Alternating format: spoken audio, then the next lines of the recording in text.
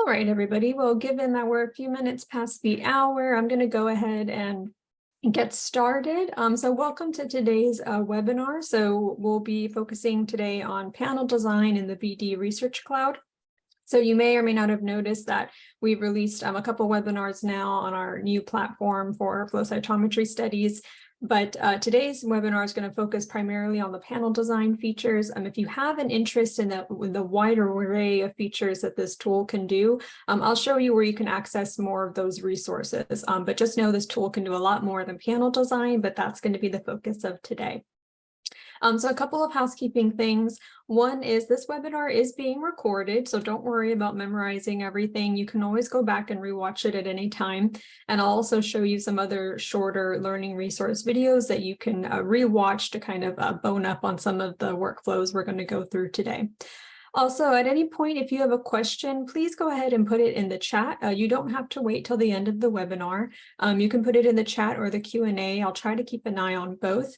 Unfortunately, if you raise your hand, I don't have the ability to unmute you to ask your question. So if you do have a question, best place to put it is in the chat or the QA box. Okay? And of course, at any point after the webinar, if you have any questions, don't hesitate to reach out. I'll share my email at the end of the slides, but also it's basically my first name and last name at bd.com. You can also reach me on LinkedIn or Twitter if you have those kinds of accounts as well. All right, well, if there's no questions, I'm getting started. Let's just go ahead and dive in. So I'm going to start with maybe a dozen slides or so. I'm really just introducing key concepts of panel design. Now, I should say that this isn't going to be an exhaustive how-to on how to design a panel. We have lots of other webinars and informatics events that cover those kinds of topics in more detail.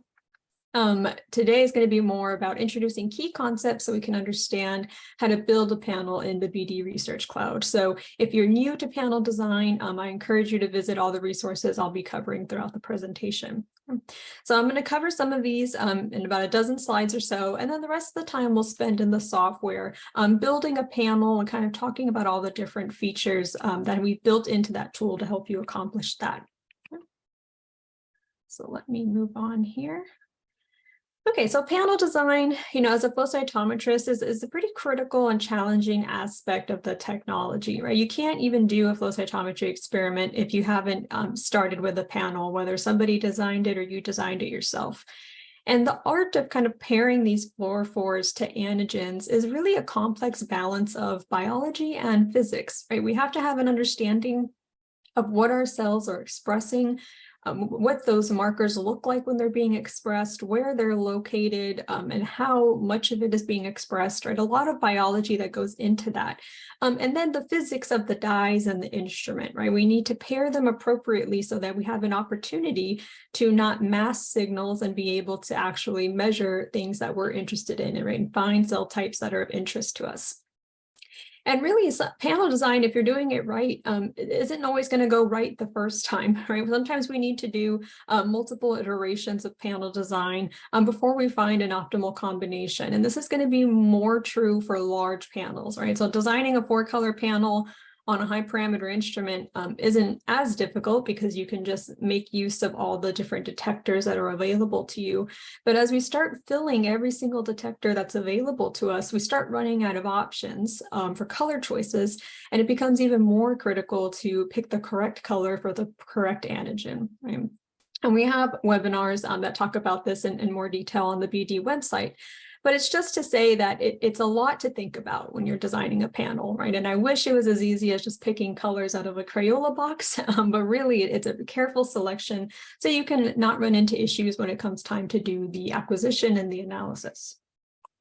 Right, so what are at least some of the key things we have to think about when we're building a panel? And again, this isn't an exhaustive list, but just some of the major concepts to even get you started, right? So first would be the cytometer. Okay, so everything's going to be dictated by the cytometer because it's going to tell us which fluorophores we can even use, and also which ones are going to be optimal for my panel, right? So if I know one fluorophore performs really badly on one cytometer, but it performs better on a different one, then maybe if I don't have the different cytometer, I need to pick a different color for the cytometer I do have, right? It's also going to tell you how big your panel can even be, right? So if you can only detect 14 different parameters on your cytometer, well, you know that your panel will only be able to have 14 different colors on it, right? So it's going to tell you kind of the size of your panel and what colors can even go in your panel. Okay, so understanding your cytometer's configuration is very important. Okay, and then also the antigens, right? So this is probably up there towards the top as well. So you need to understand the profile of your antigen, right? Whether it's easy to find on your cell types or whether it's hard to find on your cell types.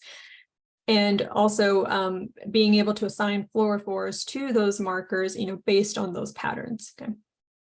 And then lastly, it's going to come down to signal, right? We need to be able to minimize spillover and spread, and we'll talk about what these are, so that we can minimize overlap in signal, right? We want to be able to separate those colors out very nicely at the end of the day.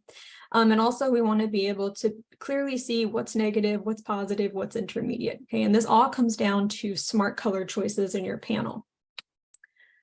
So let's quickly talk about antigen density. So why is this something that we need to consider when we're building a panel? Because marker classification is ultimately going to help you match your fluorophores to your marker, okay?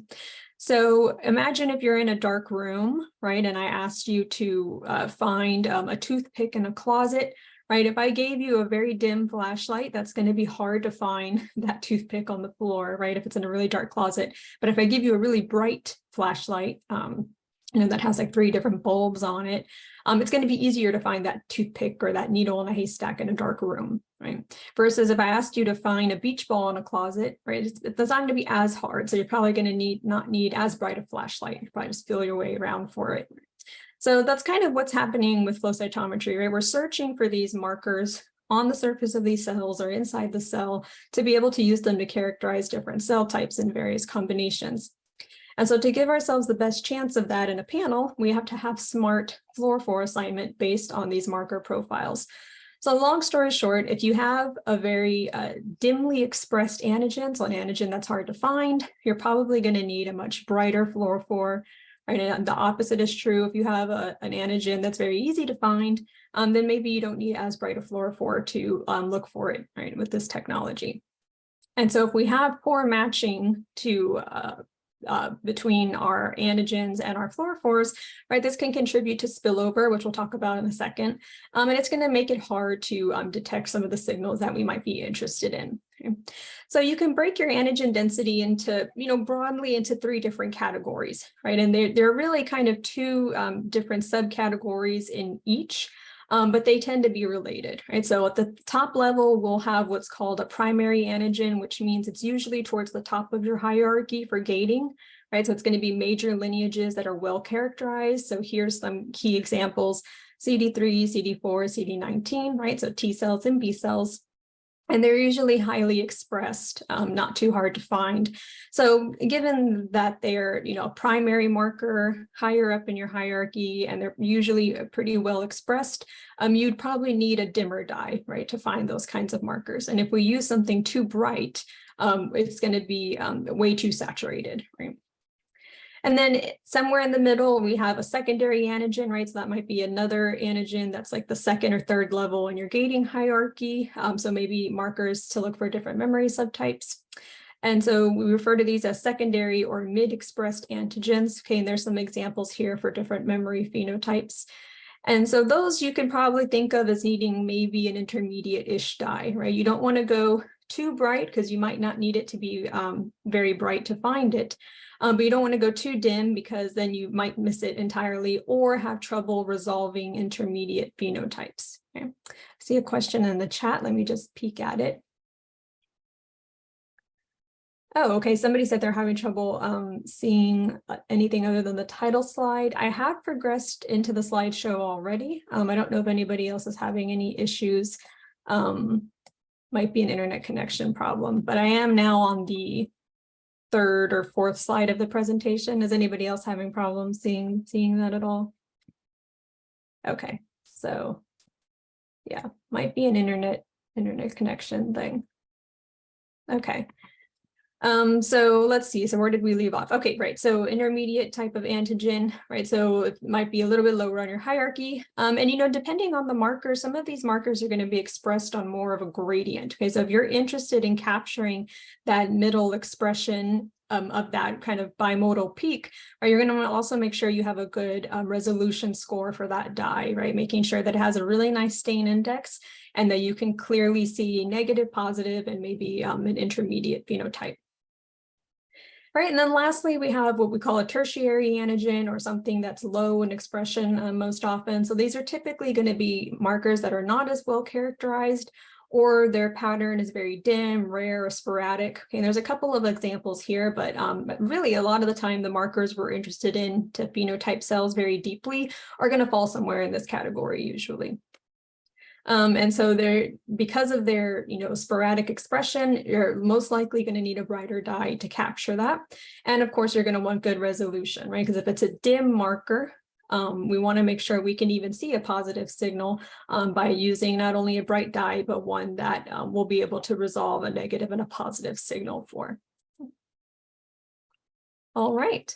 So next stop on the tour here. So we'll quickly talk about spillover. So spillover is basically what we correct with compensation. Okay, so for those of you that are more into flow cytometry analysis or have run an experiment at the instrument, right, we use compensation to basically correct for what you're seeing here on the left side of the slide, right, which is spillover, the overlapping signal from secondary detectors coming into our primary detector.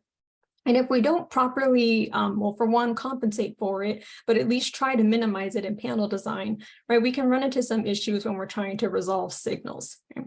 So where does spillover come from, right? And how can I watch for it when I'm in something like the BD spectrum viewer? So here's just 3 different examples of spillover and where they can come from. You can have spillover from adjacent detectors, right? So in the example here, I'm using PE for all of them. So you can see there's PE CF594, which is emitting right into the very next detector. So those peaks have quite a lot of overlap between each other. So that's something that's going to need to be corrected for with compensation, which it can be. But what we want to be careful of is putting something like co-expressed markers on here, right? So if I want to resolve a double activated T cell, I don't want to put both activation markers on these 2 detectors because I might run into issues when I'm trying to draw that double positive gate. Okay, so it's not to say it can't be corrected for, but we want to try to be aware of it for marker placement. Right, another example here for, I think here we have cross laser excitation, right? So APC is going to be emitted mostly by the red laser, or be excited by the red laser, but you can see that it's still kind of emitting a little bit into the detectors for PE. Okay, so again, some more spillover from APC into PE. And then here in this last example, which, again, this isn't probably going to be a huge problem, but just to know that it can be a problem, especially if we're not taking very good care of our tandem dyes in the refrigerator, you can have residual donor fluorescence, right? So we have a tandem dye PE size 7, which, as you can imagine by the name, is composed of PE as well as a different dye attached to it.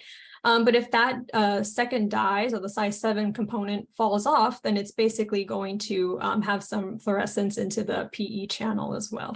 Okay, so things to watch for when you're building your panel, and right, and we want to minimize spillover by trying to make use of the full range of the cytometer detectors. So for instance, there's no reason why I have to put 2 markers right next to each other if I've still got all these other detectors I can make use of.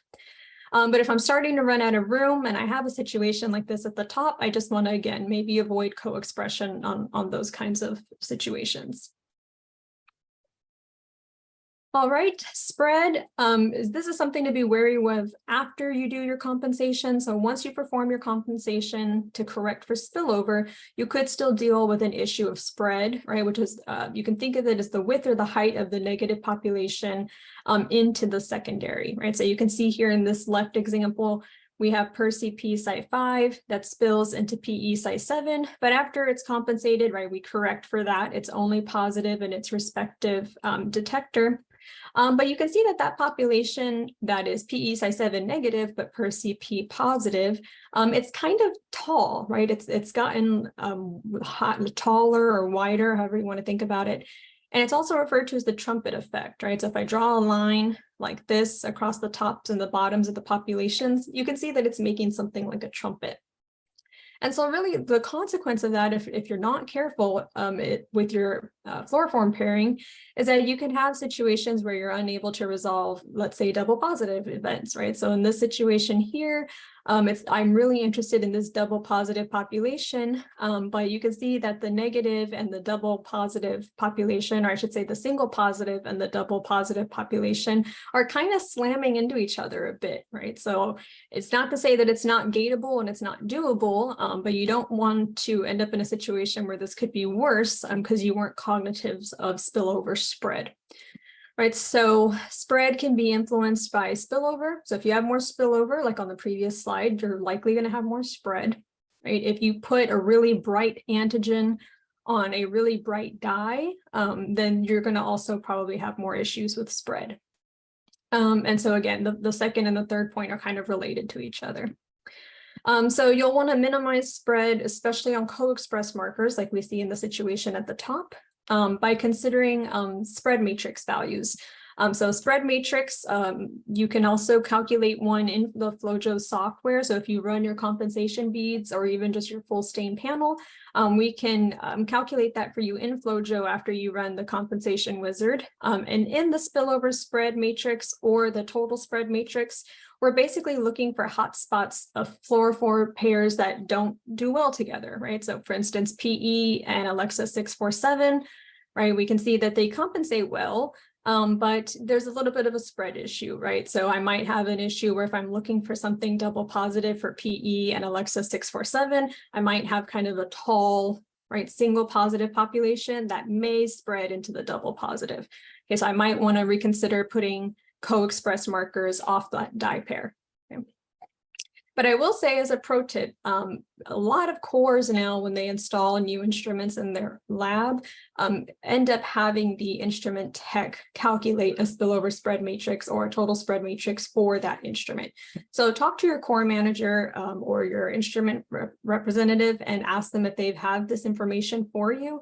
Most cores do, and then you can just print it out and have it as a reference for when you're building your panel. Now getting towards the end here, there's kind of a misconception I say sometimes when I'm interacting with folks that if I use spectral cytometry, I don't have to worry about spillover, right? Because at the end of the day, I'm taking that full spectral signature. So it doesn't matter if I have an overlapping signal in two detectors. Well, that's true and it's not, right? There's still rules that need to be followed and also cautions to be taken, right? So with spectral flow cytometry, we're basically collecting the full spectrum of a fluorochrome, right? So it's signal across all detectors. Okay, so for instance, this is kind of an extreme case of what not to do, but I purposely did it just to illustrate a point. But for instance, let's say I want to use Alexa 647 and APC in the same panel, right? With conventional flow cytometry, you would see that it'd be, almost impossible, right? Those signals have nearly 100% overlap. The detectors are right next to each other, and it would just be very difficult to compensate out those individual signals. But someone would argue that, well, with spectral cytometry, because I'm collecting the entire fluorescent spectrum, right, I can take differences in different detectors to my advantage, right? So someone could say, well, in the yellow-green 660 area, Alexa 647 is dimmer than APC, so I'll be able to unmix those without an issue when I run the panel. But really, we have to consider the similarity of those curves as well. So maybe they don't necessarily overlap in certain detector areas when you're looking at a spectral signature plot. But if you calculate something like a similarity score, which is basically what it sounds like, right? How similar are these two fluors? You can see that on a score from 0 to 1, it's a 0.93 for these two fluors, right? So that's just to say that they're very similar, even if you can see differences, okay? So with something like a similarity score, you can get an idea of two dyes that are very different from one another, which will be closer to 0, or two dyes that are very similar, which will be closer to 1. Okay. So long story short, even if you are doing spectral cytometry, there's still things to consider, right? So instead of thinking of avoiding overlap, what we're doing is avoiding highly similar fluors, okay? So we want to try to avoid that as much as possible. And if we're in a situation where we have to use highly similar fluors, we want to consider the rules that we've been talking about already. And at the end of the day, for a spectral panel, you can calculate a complexity score, which is basically going to give you an idea of the uniqueness of all the dyes in the panel, right? So instead of doing pairwise comparisons, right, it's considering the whole panel and basically giving you an idea of how hard it's going to be to unmix it, right? How much spread is there going to be? How many of these dyes are very similar to each other? So ideally, this would be, 0, but that's probably going to be impossible. But you just want to aim for a lower score, right? And a higher score means that it's going to be more challenging to unmix, and you're going to have some spread issues. Okay? And it's hard to say what's a good or a bad score here, but if you have panels of the same size, you could kind of directly compare the scores to each other. And just to say that these snapshots I took from our redesigned BD Spectrum viewer on our website, but it's currently only available for the Fax Symphony A5 SE, which is our spectral enabled instrument. But if you have this instrument available to you, you can make use of these spectral signature plots as well as these panel calculation scores. All right, so putting it all together, right, I did just do a quick whirlwind of panel design, but just to recap, right, we have to consider the cytometer configuration, the population phenotypes, whether markers are co-expressed or not, antigen density, right, do I have a really bright antigen or a really dim antigen, because that's going to dictate how bright of a dye that I end up putting on there, as well as spillover and spread, right, I have to look at the profiles of these dyes, make sure I minimize spillover and spread, especially on co-expressed markers, and also make sure that I make use of really the full spectrum of that instrument and not pile everything under the same laser or the same group of detectors. So that all coming together, I mean, at least in my experience, back when I used to design panels as a grad student or a postdoc, I'd have like 5 or 6 sheets of paper in order to design, just like an 8-color panel, referencing all of this information. And I always wished that I had a central location where I could kind of look at everything at the same time.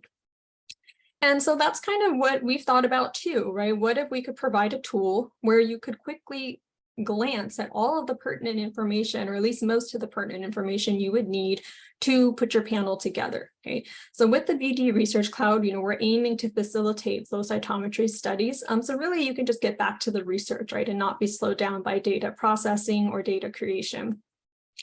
So this tool really has a lot of features, and everything from storing your data files, making protocols, all the way to panel creation. So we're going to focus on the latter today, but at the end, I'll show a quick summary slide of everything that it can do for you.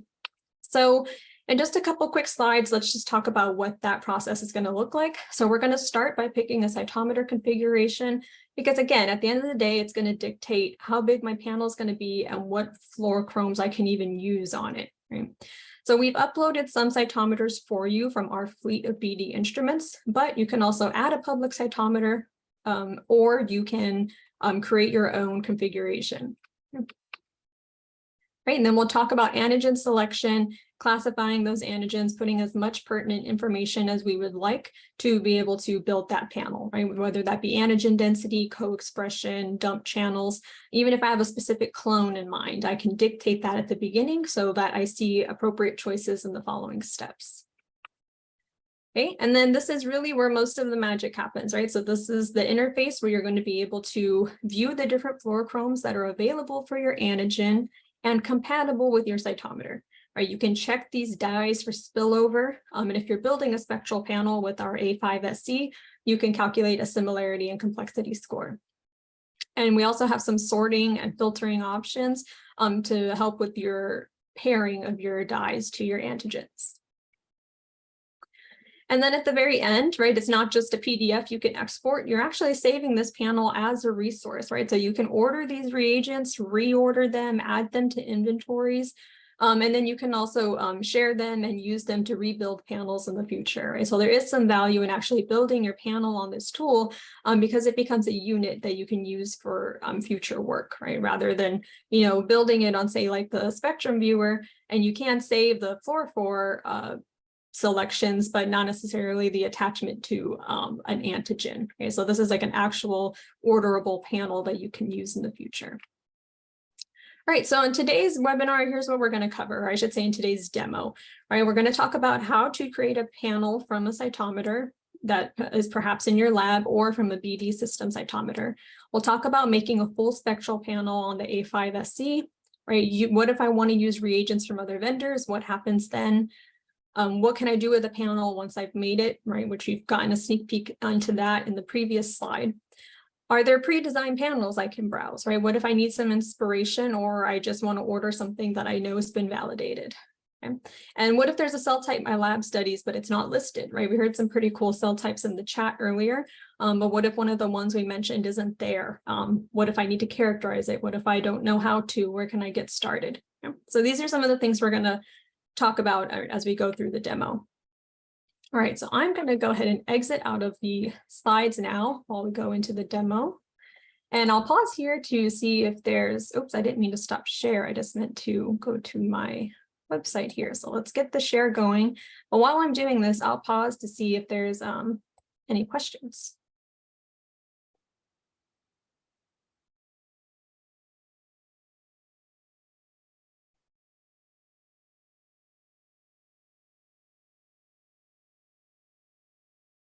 All right, seeing none in the chat, I guess I'll go ahead and get started. So BD Research Cloud, right? You just navigate to it through a quick search in Google. And I'm actually going to stop my video for a second because it's blocking my Zoom controls here. There we go. Okay. So yeah, you can get to the site through a quick Google search or just navigate to bdresearchcloud.com. Okay, so to log in or get your account activated, if you haven't already, you can use your FlowJo portal ID credentials. So if you basically have a FlowJo license that you log into with your email, that's basically your FlowJo portal ID. So you can use that to activate your account. If you do not have one, you can hit the create account button and get started with the process. And if you have any questions about how to set up your account, you can of course reach out to me, but if you go to flowjo.com, go to the BD Research Cloud page, right, we've got some more information on the product. You can also go to the Learn tab and go to FlowJo University. And here, if you go to the BD Research Cloud product card, right, we've got some getting started videos as well. So you can watch one of these short kind of 3-minute videos on how to create an account, right, how to start inviting people and getting started with all that. So I'm going to skip over all that and just kind of assume I've got an account already, which I do.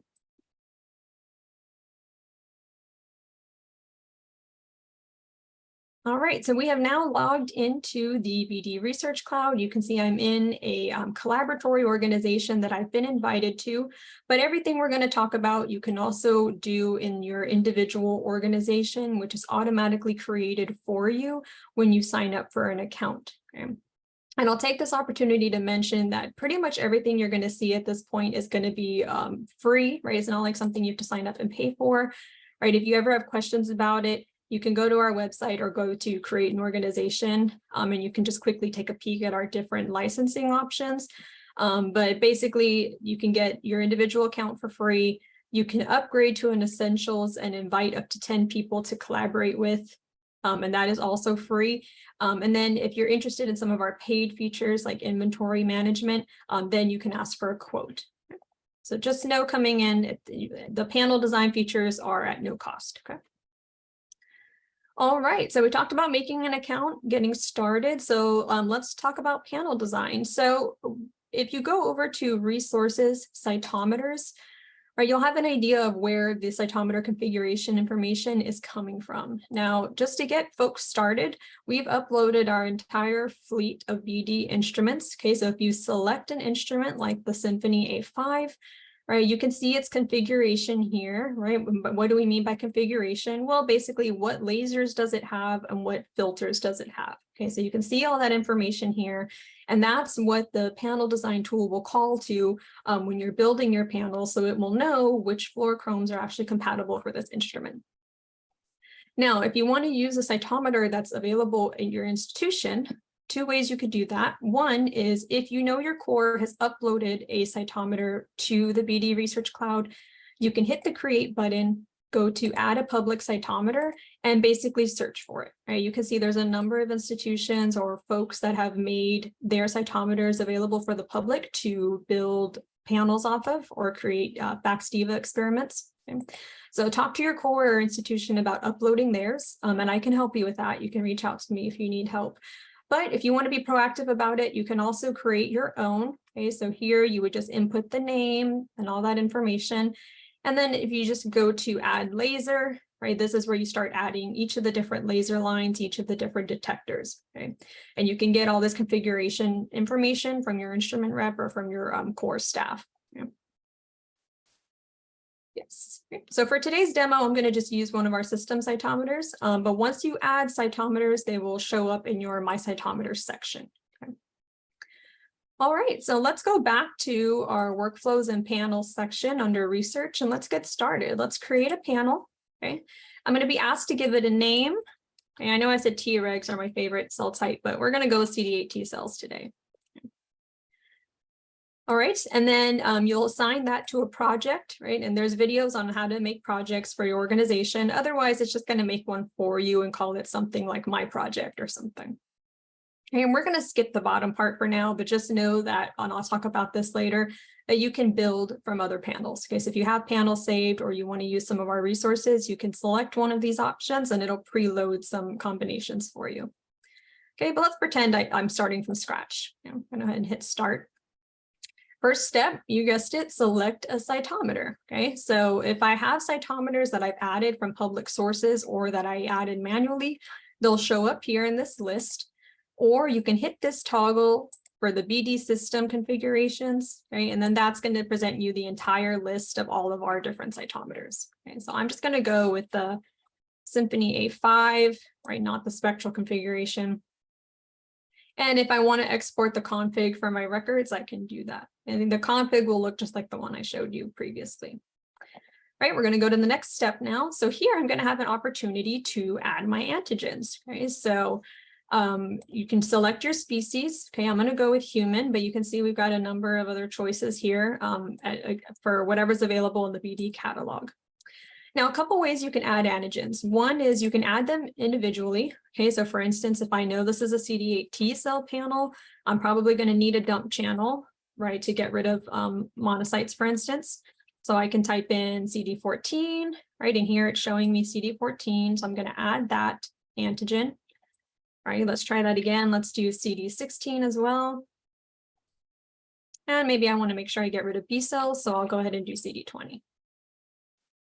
Okay. So you can see I'm adding antigens individually that way, but you can also make use of our population resource. And what that does is searching through our catalog of populations and adding all of the markers that would be needed to characterize that population. So for instance, I'm interested in CD8 T cells. If I type CD8, you can see it's presenting me with the CD8 antigen, but it's also presenting me with different cataloged CD8 T cell populations. So if I select the CD8 naive T cell population, hit that button, okay, you'll watch how all of those antigens have come in automatically, which is CD3, CD4, CD8, CD45RA, and CD197. It's also brought in the expression profile for those markers for what it's known. Okay, so I'm actually going to get rid of this population here. So you can see I have the CD8 naive population, and it's telling me it's CD3 positive, CD4 negative, CD8 positive, CD45RA positive, CD197 positive. Okay. So again, if I have another cell type of interest, so let's go with effector memory. Okay, it's going to add that population right beside it and bring in its profile, right? So it's pretty much the same as a naive T cell, except it doesn't express CD45RA or CD197. Okay. Right, and I'll go ahead and add just one more. Let's just say CD8 central, maybe central memory. There we go. Okay, and once again, it's shown up here. Can also include a viability dye with the click of this toggle, always recommended for a panel. And at this point, if I wanted to add populations manually, right, I can hit this column and give this population a name, right? And then I could change this marker profile if I'd like to. Okay, so a lot of customization on this step. I'm going to delete that though for now. So I've got pretty much everything that's required at this point, right? Which is pretty much the antigen and the species, okay? Everything else at this point is just optional information to help you with the fluor pairing on the next step, okay? So for instance, if I'm very picky about my CD3 clone, I can tell the software at this point that on the next step, I don't want to see any fluorophores unless they're hit 3A clone, okay? You can also dictate an exclusion channel, right? I already said I'm going to have a dump channel, so I'm going to mark these antigens as my exclusion markers, and that's going to put them all on the same fluorophore in the next step. Antigen density, right? You can go with a generic negative or positive, but if you know the antigen density and you want to put it here so that it can help you on the next step, you can do that, right? So for instance, I know that CD197, even though cells are positive for it, I know it's a pretty low expressed marker. So I want to go ahead and remind myself that. That way, when I'm in the next step, I remember to put a brighter fluorophore here on this marker. Okay. So again, all this is optional at this point, but we want to give you that flexibility to help you with the panel design process. Okay, we're keeping track of how big your panel is getting and showing you. So I've got 7 floors and I've got 30 channels available. So it's kind of giving me an idea of how much more room I have to add things. Okay, we're not going to let you add more than the cytometer can handle for the next step. And I guess this is a good time to point out a resource. So Interactive Human Cell Map. So this is a resource on VD website.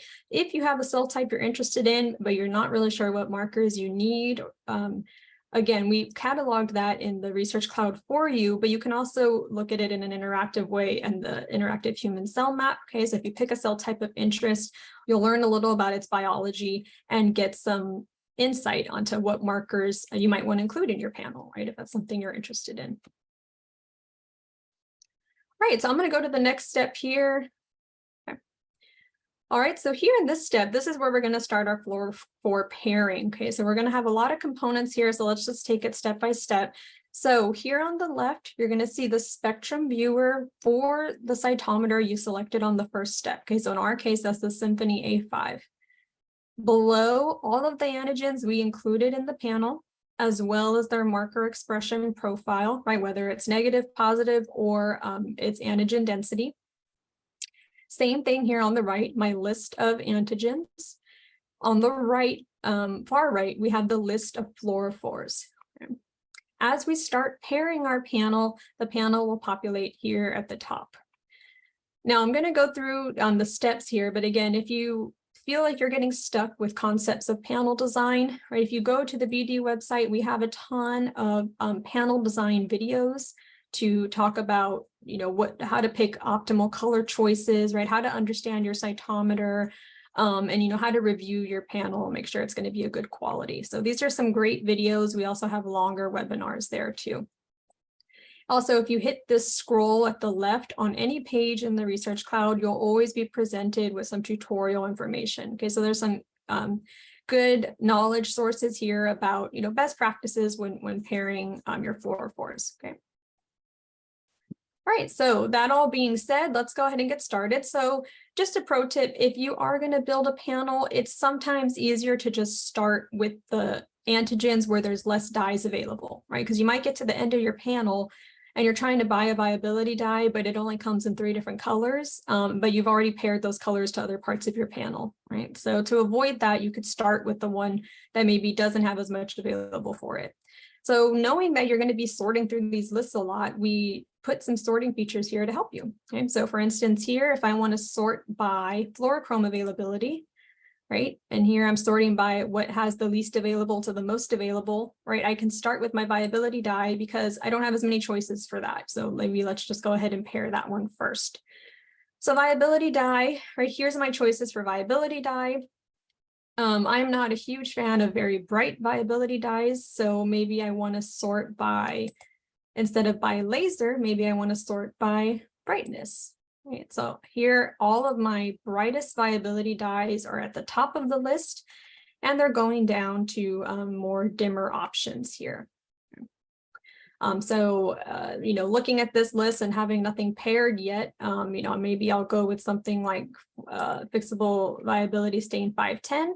Okay, I can see its profile over here, right? And which detector it might be emitting off of. Okay, so if I'm not a fan of that one, then I can pick maybe the next one over and be like, okay, well, this one's coming off the blue channel, right? Here's its spectral profile. Okay, so as I start going through these dyes, right, I can preview them on the spectrum viewer. And again, I don't have any issues right now because I don't have anything else in the panel, right? But if I had other things, I could start seeing spillover. All right, so let's just go with the UV choice for now. I'm going to pick this viability dye. Now that I've selected it, I can see it here at the top where my panel is forming. Okay. All right, going on to the next option. So I've got CD197. Now I need to be careful with CD197 for two reasons. Because on one of my cell types, it's co-expressed, right? So we want to avoid spillover there between these two markers. And also it's fairly dim, right? So I'm going to probably want to pick up a brighter dye. So again, picking CD197 and sorting by brightness, okay? Then here I can see my brightest available dyes for that antigen. Okay? And let's say, for instance, I'm considering PE size 7. Right, I can see it's quite the opposite of the viability dye, right? There's not even really any spillover to speak of between those two. Maybe that one's looking pretty good for me. So I'm going to go ahead and select it. So I'm going to pair that one. Now it's shown up at the top here. Right. Now CD45RA, again, I want to be careful with spillover. So for instance, if I pick PE Sci 5, right, these two are, decently far apart. But notice what's happened with the PE size 7, right? It has this like gray dash on it. That's just reminding me that that one has been paired already. So we're trying to remind you that, hey, you already used PE size 7 for something else. So you're probably not going to want to use that one. Okay, so you can leave that warning there to remind yourself, or you can say hide occupied filter floors and hide paired floors, right? So basically what it's going to do is hide dyes that are already taken and hide the detector that is used to capture that dye.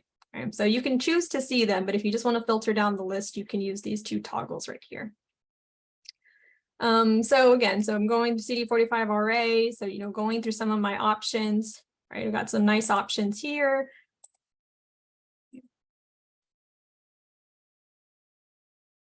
Right. So just kind of looking at each of these dyes, right, trying to find areas. So, this wouldn't be a terrible fluorophore choice, but considering I'm interested in CD45RA co-expression with CD197, I'm probably going to want to pick something that's maybe a few more detectors away, okay? So if I want to stay away from the yellow-green, I can also just sort by laser instead of by brightness. Okay, so here I'm seeing everything coming off the red laser.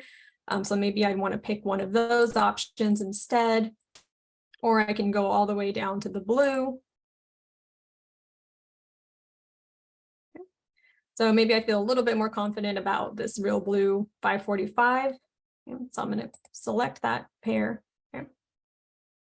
And I can go back and start, making sure that I'm comfortable with my choice, right? I can go back and look at the spectrum viewer. Okay. So you can see your panel forming up here. Okay, but one thing I overlooked, pick something a little dim, maybe for CD45RA. If I change my mind, you can unpair. Right now it's returned here. Maybe I've changed my mind on that one at the end of the day. And I was like, you know what, BB515 is a brighter alternative in that same detector. So I'm gonna just go ahead and pick that one instead. Okay, so you can undo your choices as well.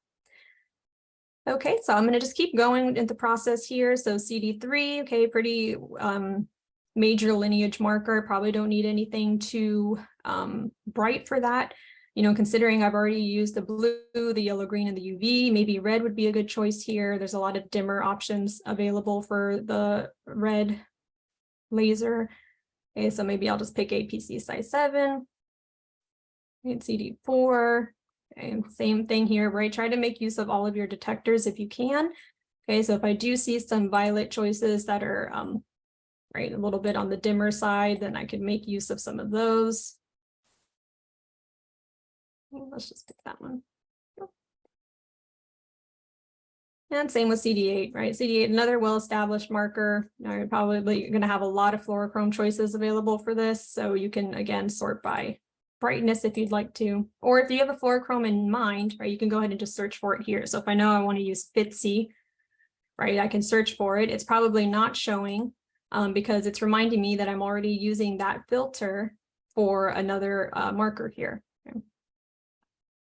All right. So I'm just going to go ahead and pick a color. So we're running short on time here. Let's go with let's just go with APC. Okay. All right, and then lastly, I'll pick my dump channel there. Okay, so seeing I've used 2 red, a violet, a blue. Maybe I could use another violet or another blue. So let's go with let's just go with this one here. Okay. All right, so here's my completed panel there. So once I start completing my pairing, it's going to snap to the top up there. Now, again, you can peek at your population hierarchy again. You can also use the shortcut icons. So basically what that's going to do, so you see if I click this button, it's basically going to show all the non-negative markers appear. So you can see it's showing CD45RA because that cell type is expressing that. But it won't show the viability dye because, I mean, they're all negative for it. But maybe another example would be like the dump channel, I guess. Okay, so it's just a shortcut to see everything that's going to be positive for that cell type. Okay, you can always turn it off and visualize everything again. All right, let's make sure I didn't miss anything in this interface before I move on. I think the last thing I'll call out, let me unpair this reagent just so I can show you, is if you pick this and see your list of fluors here. So remember, this is being filtered by what's available for purchase from the BD catalog for that antigen. Okay, but we can also see the brightness for the dye. If you hit the brightness button, you can change it to resolution. Okay, so what's the difference? So brightness is basically, as the name would imply, how bright the dye is. Resolution is, you can think of it as the stain index, right? So it could be that a dye is very bright, but when we calculate a stain index on an A5SC, the negative and the positive populations don't separate as well. Okay, so maybe that's not going to be a good marker for resolving like in kind of a distribution of expression, like a gradient of expression, because you're going to have kind of you know, poor, or I shouldn't say poor, but you're going to have not as good separation between the negative and the positive. Okay, so something to think about. When we were back in our slides talking about resolution of intermediate phenotypes, right? You want to make sure you pick a marker that may not be just bright, but also has good resolution. Okay, so we've tried to help you by offering that metric. So it's just a toggle of the title here, brightness versus resolution. All right, did I miss anything else here? I don't think so. So I think I'll go ahead and go on. So, last toggle here, actually, I will go ahead and mention this. You may have noticed this in inventory only, right? So where is that coming from? So I'm going to go ahead and bring back that CD3 so I can show you. So let's say I'm pairing CD3 and I use our inventory feature in the research cloud. I'll try to point that out if there's time. But when you add a reagent to your inventory, we want to kind of help you out with that and let you know that something is available for that marker in your inventory, right? Because, you know, why buy something that you don't need? Okay, so we don't want to encourage refrigerator panels, right? You should still make sure you're doing smart fluorochrome selection and panel design, and not necessarily just using what's in your fridge. But if it's in your fridge and it would work in this panel, we want to let you know. Okay, right? So I can take that toggle off and either, you know, search through everything that's available for purchase for CD3, or I can ask, well, what's in my inventory? And it'll be like, hey, you have APC size 7, you want to use that? And I'll say yes. And I can see in my panel, right, I've actually just by chance also picked a CD8 option that already exists in my inventory as well. Okay, so that's what that gray check mark means. All right, now let's go on to the next step. So I'm going to go ahead and save this. I just realized I forgot to pair the exclusion channel, so let me do that before we move on. Right, go ahead and pair that. Great. Okay, so in the next step, you just have an opportunity to start picking clones and test sizes if you would like to purchase anything. Okay, so if you're interested in purchasing this panel, you can start browsing what different purchasing options we have, and you can complete that step. All right, so here's my finalized shopping list, right? Reminding me that one of them's already in my inventory, so I can choose to remove that because I don't need to buy it. Okay, and once I finalize this process, I have an opportunity to add it to my BD cart. I can download it, give it to my lab manager so they can purchase this for me, or I can request a quote. Okay. All right, so that's the panel design process. Now I'll quickly go to a panel I've already made just to kind of ask the question of, well, what if I want to do a spectral panel? Okay. So you'll see if I start this process, I got it started for us just to save time. The only differences here would be which cytometer you choose. Now, a reminder, we can only support spectral panel design on the A5 SE at the moment. So I've selected that cytometer here, right? And if I go back to step 3, which is where we spent most of our time a minute ago, right here, now I have this spectral flow toggle, right? And if I turn it off, it's going to look like the conventional workflow we just did. But if I turn it on, I can see this spectral signature view, right? So now when I preview the spectra of a dye, I'm going to see its full spectral signature, right? And not just where like the maximum where it emits in the detector there. You can also change, instead of seeing your population table here, you can switch to similarity matrix, which actually I need to pick 2 dyes first. So let's go ahead and pick some. Pick that one. Right. And now I can see the similarity matrix. So it's telling me BUV 496 and BUV 395 are not that similar. Okay. I can pick another dye here, pack blue. Okay, and so now you can see that there's basically no similarity at all between BUV 395 and pack blue. So that's probably going to be a good option for, you know, say like co-expressed markers. The complexity score is calculating for me at the top automatically. Okay, and I have a fairly lowish score so far. Okay. So this is pretty much the only difference. Okay? You just get an opportunity to see the spectral signature plot, to see the similarity matrix, and to see the complexity score. Okay, but everything else will be similar. All of the pairing, the purchasing options, picking the antigens, all of that's the same. But you just have an opportunity to see it in a different view. And this time, instead of presenting you with errors, if there's an occupied detector, we're just presenting you with an error if there's high similarity. Okay, so if you start to see some red here, right, we're going to warn you about that in the fluorophore list and be like, hey, are you sure you want to use this fluor? Because it's very highly similar. Okay. All right, so, so whether you're doing spectral panel design or conventional panel design, right? One question I get from folks is, well, what if I want to use dyes from a different vendor, right? I'm a fan of, say, the Spark dyes or, you know, like the NovaFluor dyes, like how can I access those?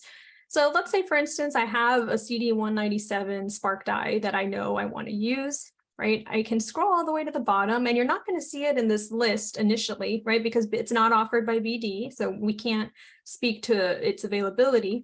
But what you can do is hit this button here that says add a custom reagent for CD197 or CCR7. And it's going to basically navigate to our reagents resource where you can add a custom reagent. Okay, so here I'm going to say, well, I want to add a CD197 antibody.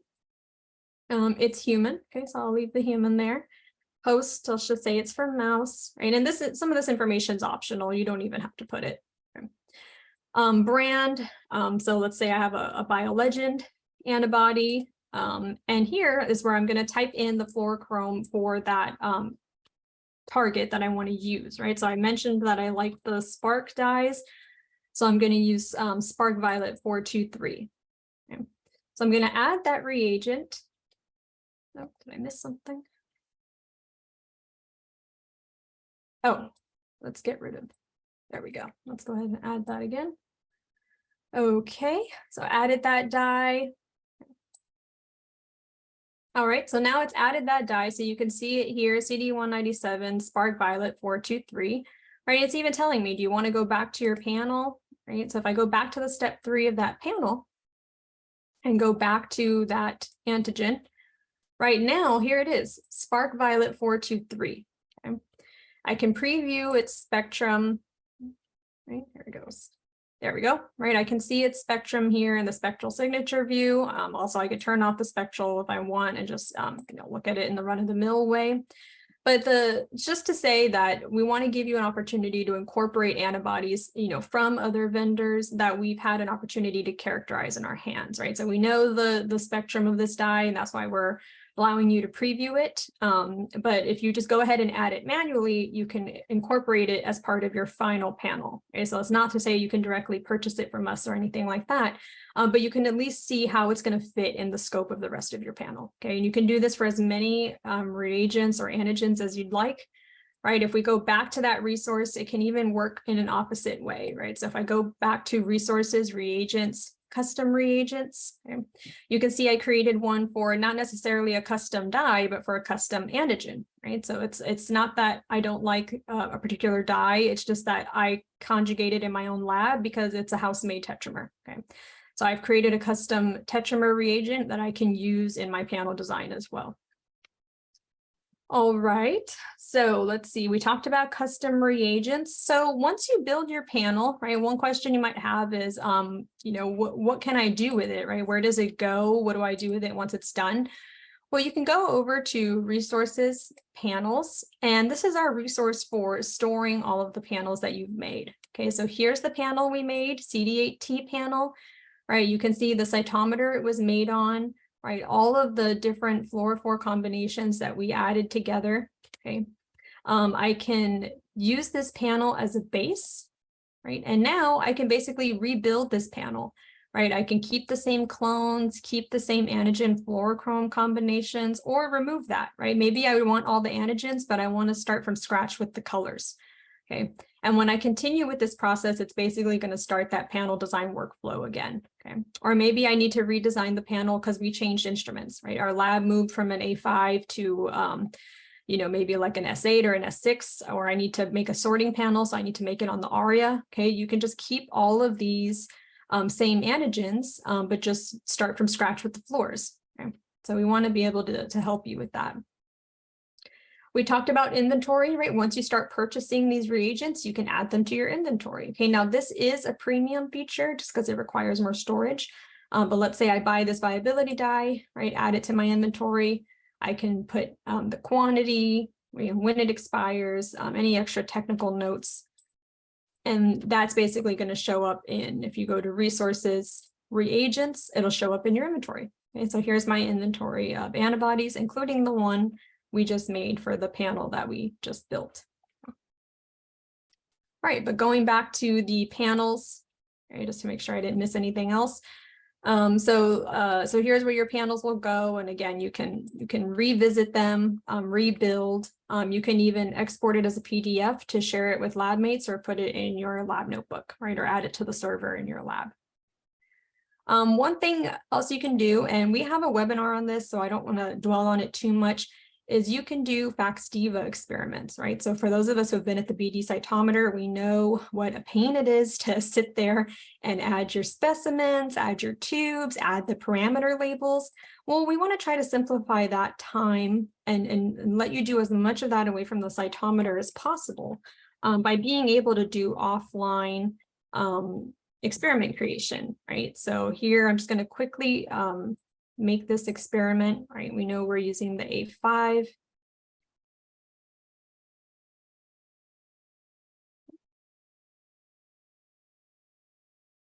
All right, and so this is basically the part I wanted to show you. So here, we're starting very DIVA-like specimen and tube, right? I can select that entire selection there, come to a panel I built in the BD Research Cloud, CD8T panel, apply that panel, and there's all of my labels, right? I can say hide unused parameters, and I've saved myself so much time not having to input these manually. Once I export this experiment, I can bring it right into DIVA. It's going to be a DIVA XML file, and then you'll basically have a DIVA experiment you can work off of. Okay. You can also have an opportunity to add plots to your global worksheet, as well as metadata keywords as well. Okay. But again, we have a webinar on this topic, and I'll show you where you can find that. So if you go to our Learn webinars on flojo.com, scroll to the bottom, go to recorded webinars, you'll see all of our Intro to BDRC webinars, and we cover experiment creation in those. Or if you go back to the Flojo University that I showed you before, BD Research Cloud, right, Organized Lab and Data, right, there's a FACSDiva software video there as well. All right, let's see. Let's go back to our questions here and make sure I've addressed everything. Okay, so last two things is I'm going back to the panels resource, right? So we want to curate as much information for you as possible. So if you don't have interest in building your own panels, or at least building them from scratch, you can also browse the OMIPs we've uploaded. Okay, so these are published peer-reviewed panels. Okay, so if you select one, you can see all of the different antigens. And if we have the reagent available for you to purchase, you can do that as well, right? So if you say order reagents, if it has a catalog number, it's basically available in our catalog, okay? You can also use an OMIP as a base. Okay, so if you want to try to do your own rendition of a published panel, right? Again, you can bring over as much information as you want. We also have BD defined panels. Okay, so these are panels that are commercially available through BD, but we've also just, all validated some of these.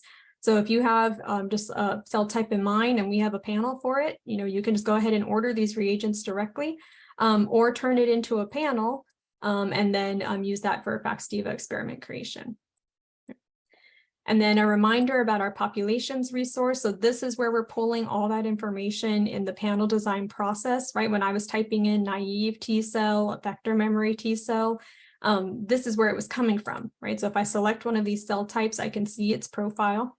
I can also make cell types. So if I say create custom population, you can see there's one here I made myself because I was interested in resident memory CD8 T cells. And by doing that, in that step of the panel design process, when I'm searching for these populations, it's going to bring up these custom ones too. So if you're one of these folks in the chat who has like a rare cell type that's not listed here, go ahead and make your own. And then in the future, when you want to build a panel with it, all you have to do is type that cell type in there, and it's going to load all these marker phenotypes for you. All right, so I think in the process of the talk, showed you all of the learning resources that I wanted to show you. I'll do one last plug for our new release of the BD Spectrum Viewer. Give it a whirl. It's still in beta version, so we're taking comments. If you want to give your feedback on it, you can hit this Take Survey button. Okay. And then I'll just return to my slide deck only to say that, just to summarize everything we talked about, okay, just to build a panel, right, know your fluorochromes, your biology, and your instrument. But we want to help you with that, right? We know it's a lot to think about. So here's just a whirlwind of tools to be able to get you to an optimal panel, right? Everything from the Research Cloud to the Spectrum Viewer, the BD website to help you find optimal reagents, and even Flojo, right, to calculate a total spread matrix, which you can do. We can also calculate cosine similarity as well for your spectral panels. And lastly, again, the BD Research Cloud does so much. We pretty much only scratch the surface of reagents for panel design. But again, you can make protocols, FACSDiva experiment creation. You can also store files and access them from anywhere with internet. Okay. So I encourage you to visit that website, take a look at all the resources. Accounts start free, so there's no reason to get started with it. And see if it's going to meet your needs, and send us your feedback. You can send it directly to me. I'd love to hear it. I'll go ahead and end by putting my email address here. I'll also get my video back on. So I'll leave my email address here for a few minutes. So if you have any feedback on any of the tools I talked about, or you would like some help in the platform building a panel, don't hesitate to reach out. I really enjoy helping and hearing about it. So I'll pause here to see if there's any questions. I'll keep an eye on the chat, see if there's anything.